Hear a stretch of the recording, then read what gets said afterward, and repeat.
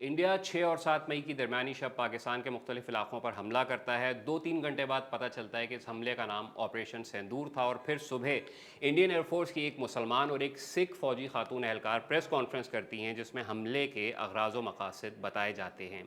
यहाँ दो सवाल बनते हैं, इस ऑपरेशन का नाम सिंदूर क्यों रखा गया और मुसलमान और सिख खवातीन फौजी एहलकारों के ज़रिए प्रेस कॉन्फ्रेंस करवाकर इंडियन हुकूमत क्या पैगाम देना चाहती थी। इंडिया टुडे के मुताबिक इस ऑपरेशन का नाम सिंदूर इसलिए रखा गया चूँकि इंडियन हुकूमत पहलगाम हमले में मारे जाने वाले इंडियन शहरियों की बेवाओं को इंसाफ और मुकम्मल बदले का पैगाम देना चाहती थी और ये नाम इंडियन वज़ीर आज़म नरेंद्र मोदी ने खुद रखा था।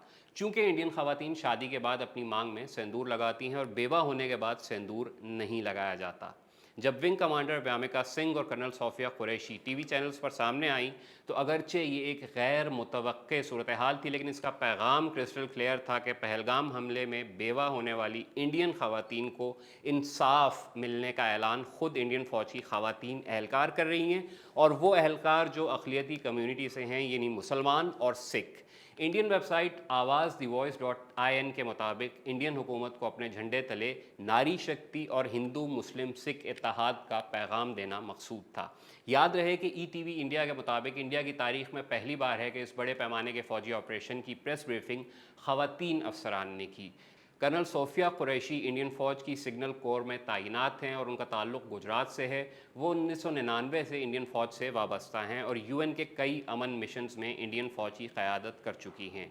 Urdu.Bharat एक्सप्रेस के मुताबिक सोफिया कुरैशी के दादा भी फ़ौज में थे और उनके वालिद ने भी चंद साल फ़ौज में मजहबी उस्ताद के तौर पर खिदमात सरअंजाम दी। सोफिया कुरैशी की शादी मैकेनाइज्ड इन्फेंट्री के army officer major Tajuddin Qureshi से हुई है और उनके एक बेटा है जिसका नाम सुमीर कुरैशी है।